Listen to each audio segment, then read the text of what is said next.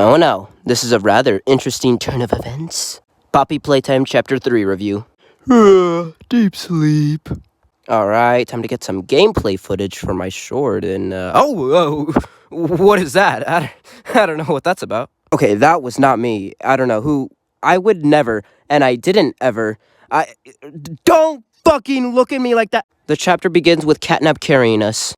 After we crash after Poppy crashes the train, Catnap throws us into this little crusher room, but we end up escaping. We get through some corridors, and we're introduced to a new character named Ollie, who only talks through us through a phone. Suspicious. After that, we are led to this new location called the Playcare, which is where all the orphans were kept.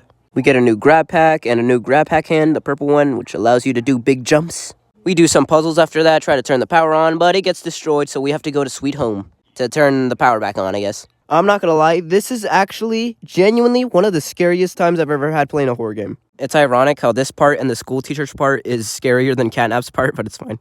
We do some dumb puzzles and meet Kissy Missy and Poppy. They tell us Catnap, he's big and powerful, and we gotta kill the prototype or something. They don't help us out the entire chapter, but whatever. Then we go to this little school teacher area. This part was very spooky and wooky, but luckily we crush our fucking head in. And we get a new flare hand. Okay, no more jokes. This part was actually really sad. It's implied that he's been fed to these smiling critters for who knows how long. Catnap did this to him because he didn't like the prototype or didn't agree with the prototype's ways. That's just really sad. What makes it even worse is that we couldn't even do anything. We just have to witness him die. We couldn't help him. We couldn't save him. He just dies in front of us. We get some peace and quiet for Dog Day. Alright, let's brighten up the mood. Let's talk about the final boss battle with Catnap. Let's talk about Catnap's design. I really like how Catnap's... Fuck! As I was saying, I'm really digging Catnap's design. He's a large, tall, skinny, purple cat with a large smile, as the name would imply, because they're smiling critters. And I really like his quirk, which is the red gas that puts you to sleep.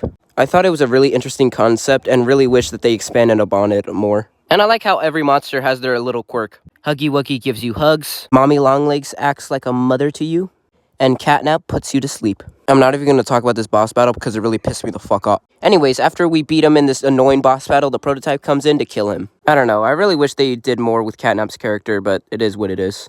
After we defeat him, we meet up with Poppy, and she shows us the Hour of Joy tape. Turns out we used to work at Playtime Co-Factory, then find out that all of our co-workers were murdered by all the toys. Why, you might ask? Well, because of the prototype. So basically, Prototype told all the toys to rebel against humans. This was actually a masterpiece. Poppy Playtime's first 10 out of 10.